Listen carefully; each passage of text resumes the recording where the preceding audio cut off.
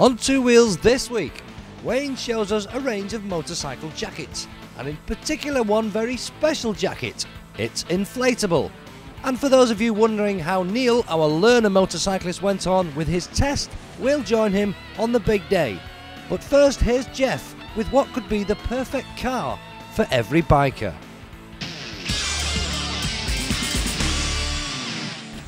Don't worry, still two wheels. Yes, I know this is a Porsche Carrera 911, fantastic car. 170 mile an hour performance, 0 to 60 in about 5 seconds. But what about if you're thoroughly into bikes, you're not interested in cars?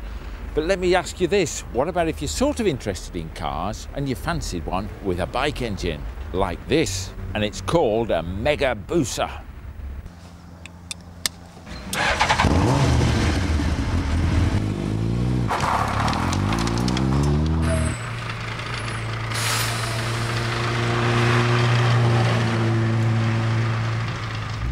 Yeah, this really is a car with a bike engine. Nearly lost the cameraman then. But you can hear that howl from the engine, and that clunk is a sequential gearbox. Standard Suzuki job, but as you sneak through the gears, you just hear that clunk because of the transmission.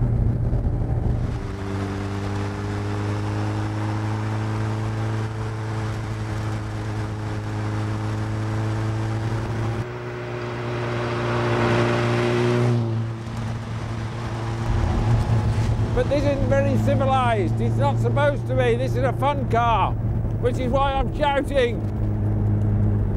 You also can hear all the grit coming up off the road. But I tell you, out on a sunny day, even though it's wintry, it's pretty good. And that sound is addictive. Hear that? The brakes are pretty good as well.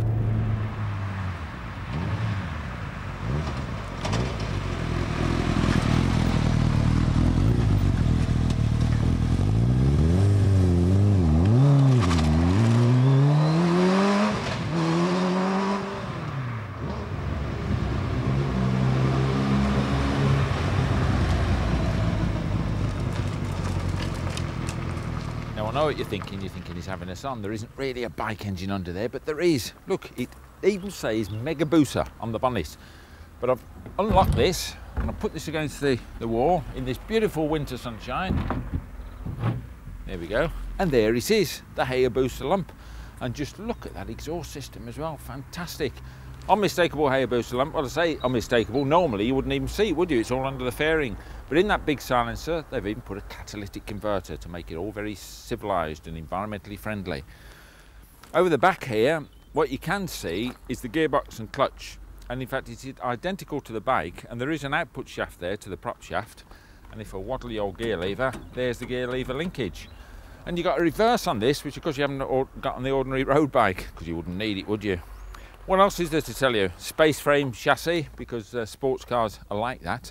And up the front end here, it's got fully adjustable suspension, which is just what we say on all our bike tests, isn't it? But it's true. There they are, big dampers, fully adjustable. In fact, front and rear, disc brakes all round, massive chunky tyres. But you need it with this sort of power. Coming around here to the cockpit, and just like us bikers, it's just as, you know, you've got all these race trimmings like you get on a sports rep bike. So you've got the full diagonal belts here, or lap and diagonal belts. You have to get those out and then clamber into this. So it's a good job I'm young and fit. Nice bucket seats. Get your feet down here under this nice little wheel, and there we are, snug as a bug in a rug. What about this? Carbon fibre everywhere. There's Megabooster again, carbon fibre dash. But it's really basic stuff. Rev counter, speedo, idiot lights there. There's the old gear lever. And to fire him up, all you have to do, you switch on the fuel pump here. Hear it whizzing up. Press the old start button. And there we go. Unmistakably a bike engine. It's sequential gearbox. So you just stick it into gear, into first gear, and then just keep pulling it back like that all the way through the 6 speeds. When you want reverse, back into first, and then move this little lever forward. That puts it into reverse. Back you go, sneak it out, and you're off forward again. And you haven't got a lot of weather protection either in this. See these little deflectors here, supposed to take the wind over your head. But it works after a fashion, and after all, it is a sports car, it is for a bit of fun, it is very much like a motorbike. And the same for luggage. You've got this little trough at the back here, but no weather protection. It's got my hat and my glasses in there, and that's it. So biking on 4 wheels.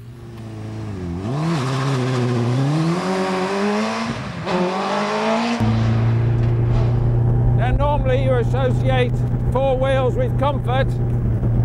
I don't think comfort comes into this. This is fun. It really is, even though I'm not smiling. And so who wants civilised luxury armchair seats? I've got my knees braced against the side, and you can feel every bump. Very much a motorbiking experience.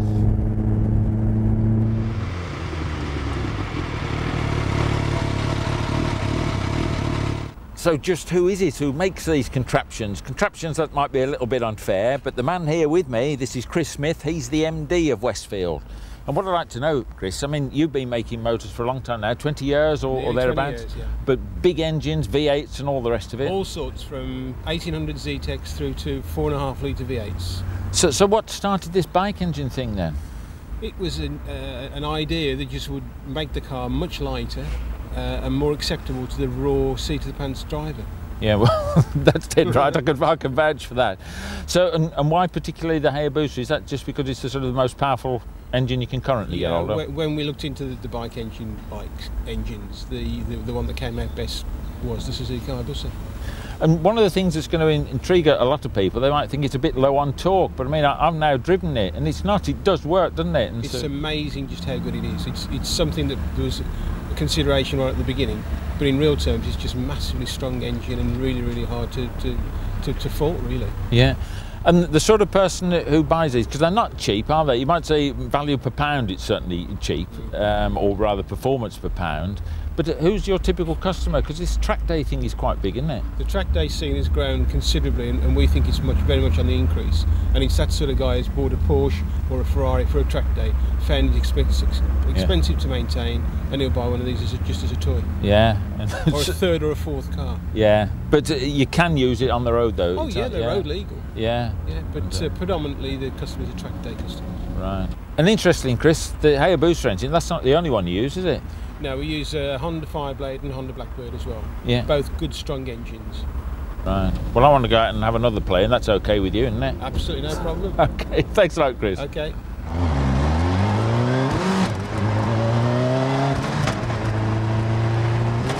Well, that's it. A Hayabusa engine car. Did you ever think you'd ever see anything like that? It's loads of fun. This one will cost you $21,900, which is a lot of money. But you get a lot of performance for that, arguably far more than you would for a Porsche. And so terrific fun. If you're into track days and you've got the lolly, you could keep this one for quite a while. I'm just going to keep it for another couple of days.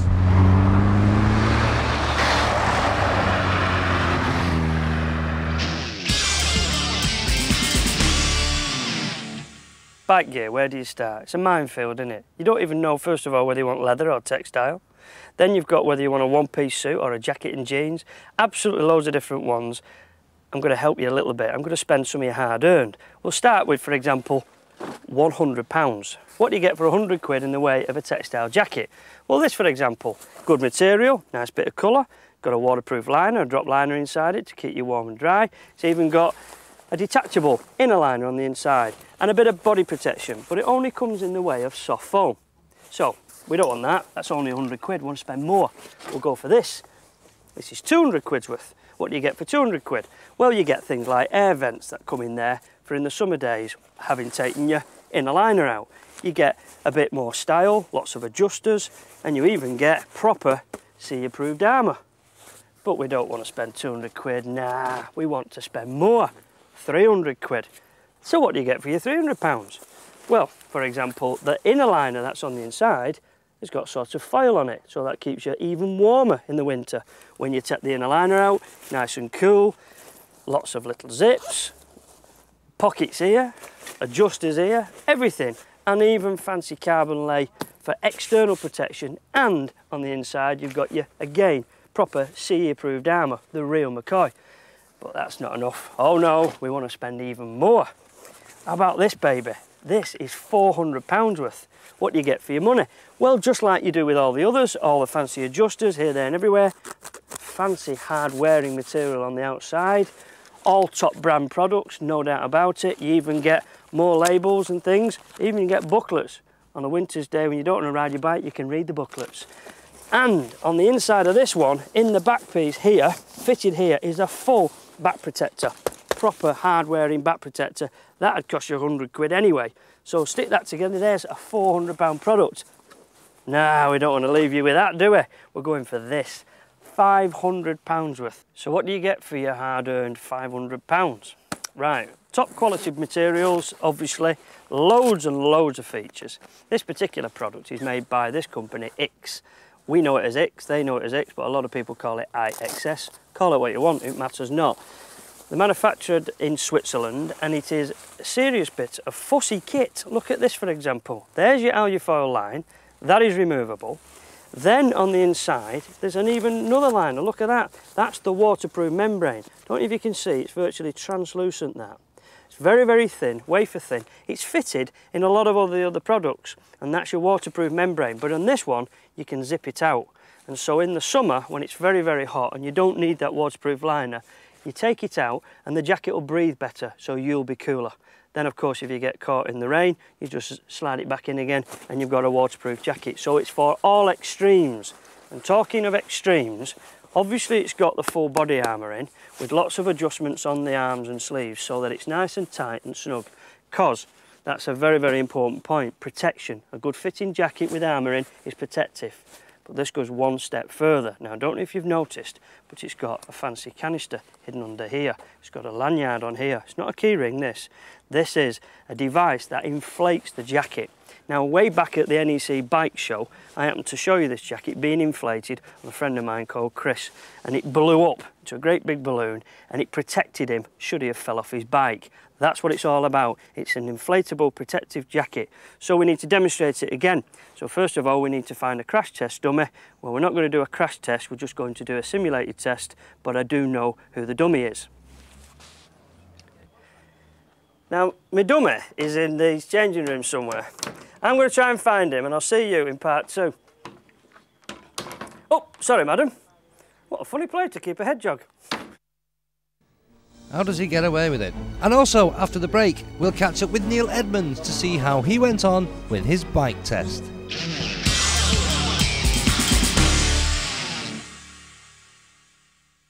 So I said we had a dummy. Well, I have got a dummy in here. So I'll just introduce you to the dummy. Bet you know who it is already, don't you? Look at him. Oh, he's like a male mogul. Hey, no, you look great. Good evening, Wayne. We haven't got a helmet to fit, never mind. No, it sounds like we've got a cold. Yeah, you look great, mate. Hey, you think look so? a picture. What is it, this fancy bit of new kit? This is high-tech, this. Is it? This is an inflatable jacket. It doesn't feel high-tech. No. Oh, no, that's it's gone off thing. already, is it? Oh, no, sorry, that's you. My apologies. No, it feels like a regular jacket, doesn't it? Does it fit comfy? It fits comfy. It's got all the belts and buckles and zips and pockets and things that you need. Is it the right size? Well, I said to the salesman, have you got a jacket to fit me off the peg? And he said, if I have, somebody's getting sacked. That's another story. Yeah, that's like a joke, but not funny. Anyway, right, so, you feel all right? You feel comfy? I feel fine, Wayne. It feels all right, Well, yeah. it is. It's high-tech. This is an inflatable jacket. I mean, they're not the only guys to produce this. There is, in fact, some R&D going on at the moment with a company called Danny Sport. They're British-based, but that won't be out for another year or so. And Spiddy, they're having a dabble at it. It seems to be the thing for the future. Jackets of the future? Yeah, but this is actually available now. Yes, and it's what, 500 quid? Well, you get a bit of change out of that, but nonetheless, yeah, in that ballpark area. And it's got this on it? That's, you see, that's what you need. This is the bit that attaches to the bike.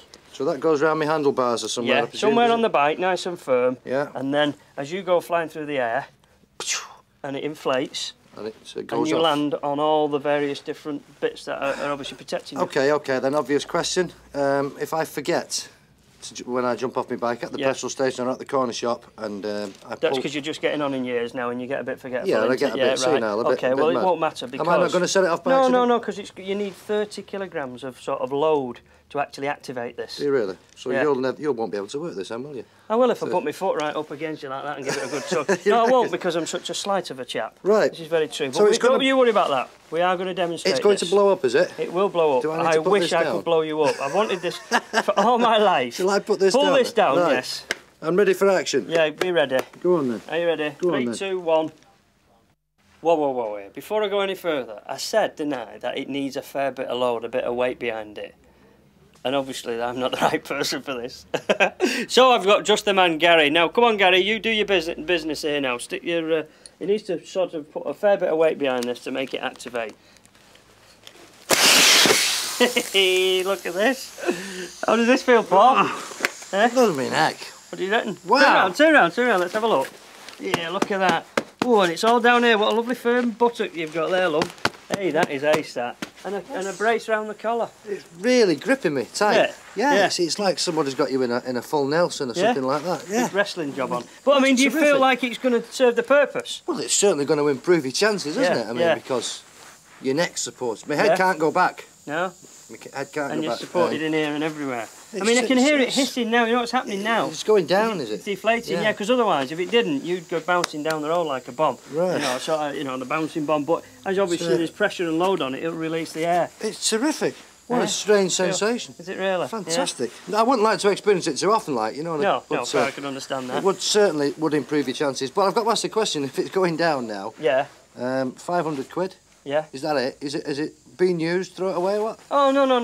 Unlike a helmet, whereby if you bang a helmet, you do throw it away. You do. And you buy a new one. No, not with this. No, basically, all you need to do with this is, first of all, fit a new canister, and I just happen to have one in my pocket. Right. So you basically reload the canister unit, stick one of those in there. Right. You fold in the collar at the back, and then a few little trimmings around the back here. Just turn round. This has to be put back up here into its own little pouch, and it fits here. And that's about it, really. Minutes.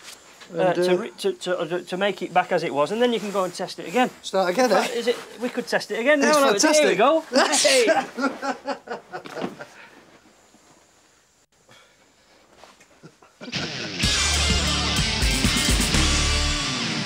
So this is it, the big day. This is the test centre, and Neil's just arrived on his bike, looking fairly confident. How do you feel, Neil? Just come a bit closer in. A little apprehensive, but quietly confident. Well, you've just got to hold it all together for about half an hour, I believe. Yeah, that's it. Half an hour's concentration, and hopefully the job will be a good one. Andy, I saw your instructor, Andy. He was smiling and he was looking like he was quite pleased with you. Do you think he's happy with you? Yeah, I think he's happy with me, but he's giving me this. I don't know what he means by that. I don't know what he's trying to say. No, I think that's just in case, isn't it? Yeah. Could be. Right. Well, I believe the not the instructor, the examiner today is going to follow you in a car. So I don't know whether that gives you any advantage or not, really. So you won't be on a bike. No, we'll soon find out in half an hour, I think. It doesn't make much difference to me. Right, OK, well, get in there and do the stuff. Right, thank you. Good luck, mate. Cheers. And so it's into the waiting room for a few last do's and don'ts. The whole cost of this training exercise for Neil has been £599. That's for a 5-day direct access course, which is 1 day CBT, a further 2 days on a 125 training, and then days 4 and 5 on the Suzuki 500, with the test in the latter part of the 5th day. £599 also includes the price for any bike hire that Neil has required throughout his training, also bike insurance. And so, fitted with a radio, Neil is out onto the test. And after the compulsory roadside eyesight check, it's into the vehicles or onto the bikes and away we go. Neil will be out for around 20 to 30 minutes, trying to remember to look over his shoulder, cancel his indicators and of course observe the speed limits at all times. The examiner is following in a car.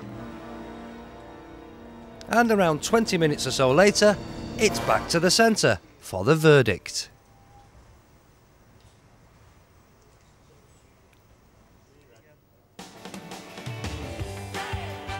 Well, I think we know the result. Nice one, dude. Right, well done. Right, Excellent. Well, you know, you've guided me through to it. How could I fail? Couldn't have done it without you. I know. Brilliant. Neil, I can tell by the smile on your face when you come out the door there. Total success. Yes, I passed. There you go. just to prove it. It's got an A on there. Was that a really good pass? Yeah, I failed on the A+, and I just got an A. No, I think that's the group of bikes or something you're entitled to ride. So, how was it? Quite nerve-wracking at first, but especially when I messed the first roundabout up. He told me to take the second exit, and I ended up doubling right back on myself, but it's a bit of nerve-wracking start. You thought you'd blown it then, did you? I thought I'd blown it in the first 30 seconds, yeah. Yeah, no, I think they allow for a bit of nerves early on, don't they? I think they must do. So, you were out about 20 minutes or so, did you? Did it go like a flash? Was it dead quick? Seemed like about 30 seconds, yeah. Did it? Yeah, it did. Went really seemed fast. like about 3 hours for me, sat in that waiting room. I thought I'd never going to come back. Right, so that's it. So where do we go from here now? I mean, I had a chat with you a few weeks ago when we first met. Asked you what bike you kind of thought about buying when you passed your test. And you said a cruiser. You still into these cruiser things? Well, I don't know. I've had so much animosity off you, bikers. What, Unbelievable. you trying to say we don't like cruisers? Oh, I don't know. What do you think? No, well, I just think you can have more fun on others. But anyway, has this changed your opinion? Are you still going for one of these things? Well, I mean, now I've passed my test. I mean, the world's my oyster, and I can get anything now. Anything. Anything. Well, you can walk into a showroom. The world is whatever you want. Yeah. So perhaps the next time we meet, we'll be in a showroom somewhere, haggling over deals and things. Yeah, hopefully. Sooner the better for me. Insurance will be a good thing. That'll be interesting to see how you're going with that. Yeah, well, I mean, there's a lot of dealers throwing free insurance about at the moment, so, like I say, we'll just have to wait. That's only if you can afford a new bike. Have you got loads of money? I've got loads of finance. You will have soon. Well, congratulations, and we'll see you in the showroom. Thanks a lot. Thank you very much. Cheers.